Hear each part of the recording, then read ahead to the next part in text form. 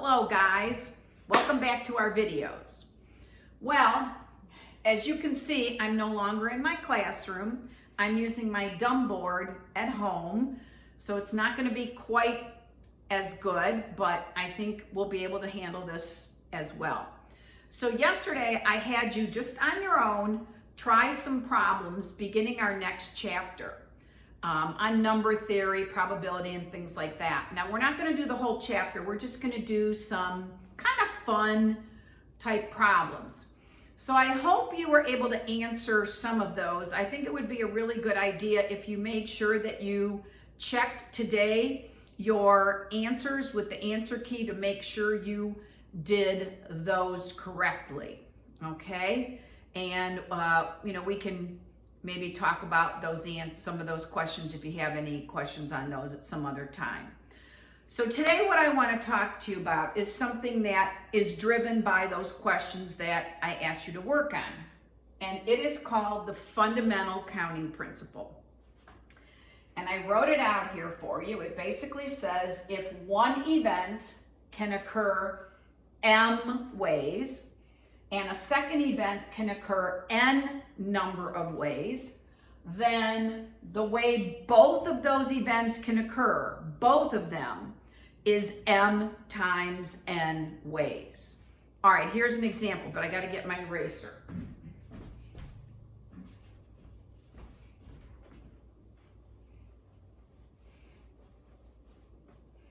Okay, so the perfect example is Johnny getting, hold this in place, Johnny getting dressed for school this morning. Or, well, you guys don't have to get dressed for school, but if it was really school, and Johnny has 3 pairs of pants in his closet, he has 7 shirts and 9 ties. How many different ways can he select an outfit if he's got to wear pants, a shirt, and tie? Well, this is what the fundamental counting principle tells us. So if he picks 3 pants, he can wear pant 1, pant 2, or pant 3. If he chose pant 1, he can do shirt 1, shirt 2, shirt 3, etc. And then for each of those, he has 9 different ties he can wear. So you can see how this can get to be a lot. So basically the fundamental counting principle tells us that the way he can select both a pair of pants and a shirt and a tie is going to be 3 times 7 times 9, 21 times 9, what is that? 189, if I'm doing my math right. And thank you, by the way, guys, that pointed out where I made my mistake in that video, the last video I made at school. I didn't distribute my X and I wrote 12 instead of 12X. Thank you. I can't believe how many of you guys pointed that out to me. So that means Johnny, or whoever's getting dressed in the morning, has 189 ways to put an outfit together. Okay, here's another example of the fundamental counting principle. So, Mr. and Mrs. A gave up ice cream for Lent. That's been tough. So I'm sure we won't go into Mitchell's. We'll have to try and find a way to get Mitchell's delivered or something. But if Mitchell's was open and I was going in and getting a cone, we're going to make it easy right now. I'm only going to get a single, let's do single cone, okay? One dip, one scoop. Okay, so there's 21 flavors of ice cream. I think there's more, but I just picked 21. And there's 3 different kinds of cones. There's waffle, there's sugar, and there's plain. All right? So how many ways can Mrs. A go in and order a single scoop cone? Well, I can select an ice cream flavor 21 ways. So that's my M ways to occur. And I can select a cone 3 ways. So that means I would have 63 different ways I could put a cone together. Now, what if I wanted a double scoop cone? Okay, I don't really need that because I'm probably going to gain weight being, stuck at home here. So let's suppose I'm going to do a double scoop cone. Still 21 flavors to choose from. I still have 3 different kinds of cones. So I can select the first scoop 21 ways. I can select the second scoop 21 ways. And I can select my cone 3 ways. So that means I can select this, whatever 21 times 21 times 3 is. I think that's 441 times 3, whatever that is. Okay? So I could be sitting there for a long time trying to make my mind up on that cone. But that's how many different ways I could put together a double scoop cone with 3 choices of cones. Okay, so let's get some tougher ones. Just lost my marker. Okay, so now, here's a good one. So you're going to coach a Little League team this summer. I hope they play. I don't know about Major League Baseball. So you have 9 players. And I want to know how many ways you could put them in the lineup for the game. This is your job. Now, you want your shortstop to bat first. And you want your catcher to bat last because he's really in a slump, okay? And your shortstop's just on fire. So everybody else, you kind of don't know what you want to do. So we want to see how many different ways you can put these players in a lineup to hand to the scorekeeper.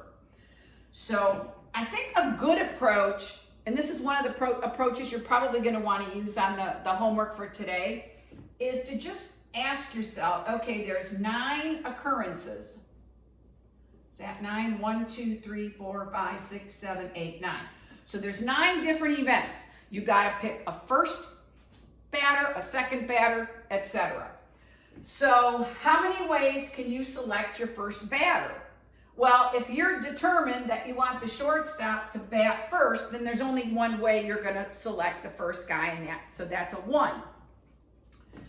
Okay, when you go to select the second player to bat, well, let's think about this.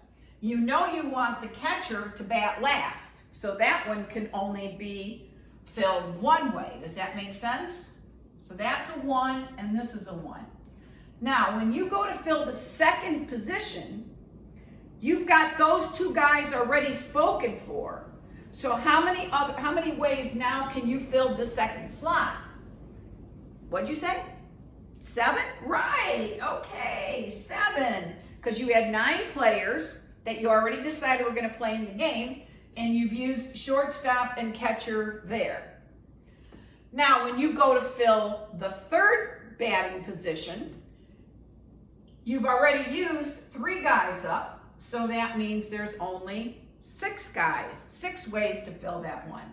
Now there's only going to be 5, then 4, then 3, then 2, then 1. Okay? So, whatever that number is, 7 times 6 times 5 times 4 times 3 times 2 times 1 is the number of ways that you're going to be able to, and that's going to be a big number. You know what? Let me figure it out right now. I'm going to figure this out. Okay? I'm going to get this on my calculator.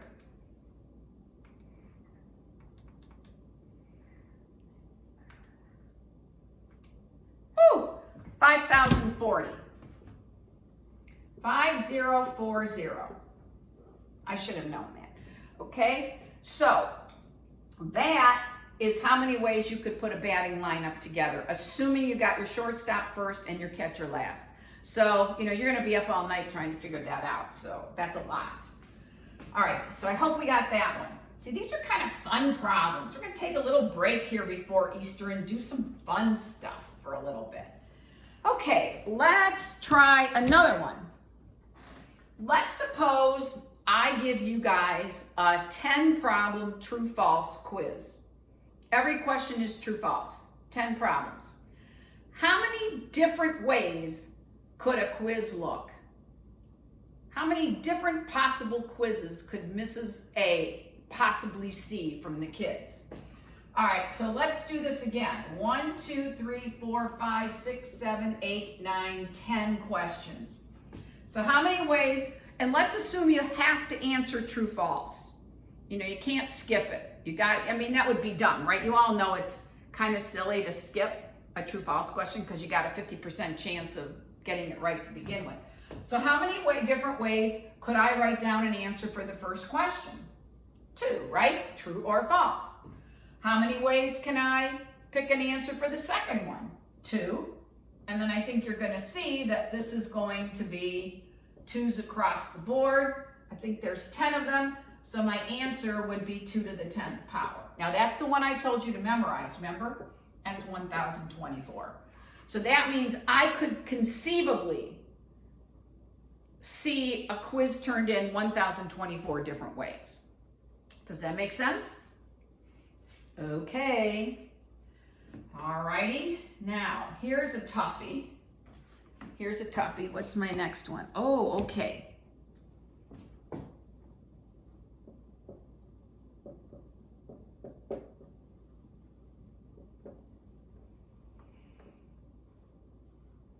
All right. I would like to know, and this is the kind of question I've seen pop up on SATs.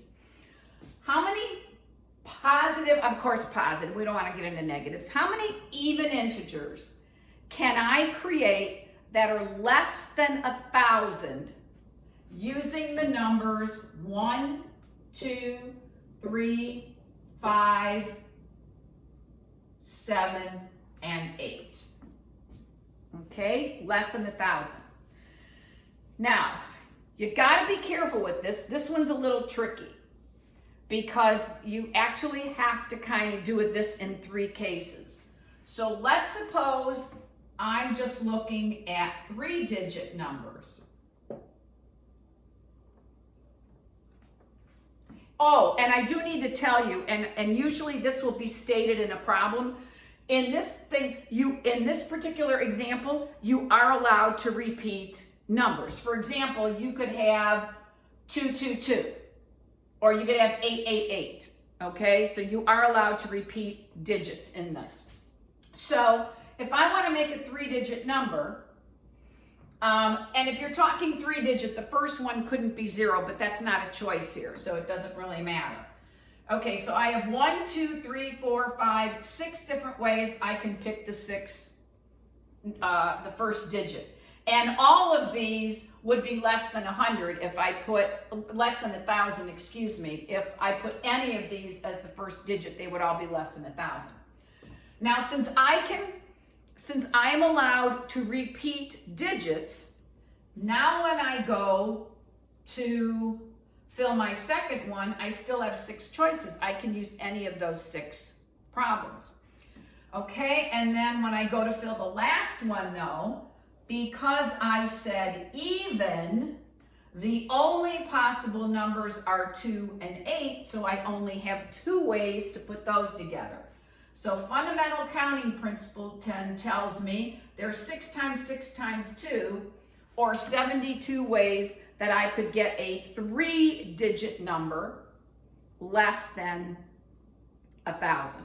But it didn't say it had to be a 3-digit number. So now you got to go and say, okay, what if I'm creating a 2-digit number?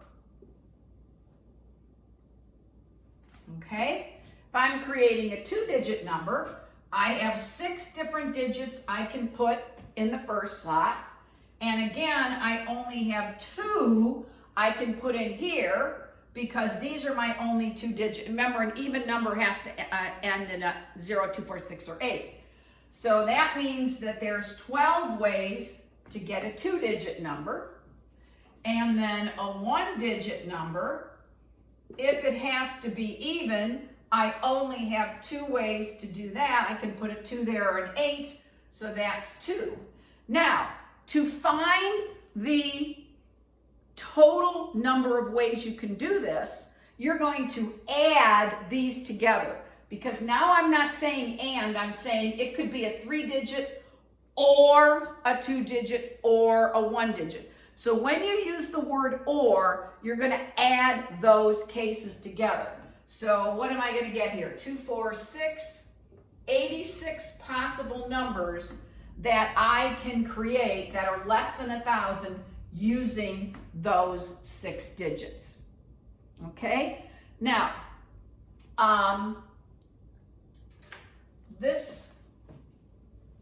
okay, yeah, all right, that's good.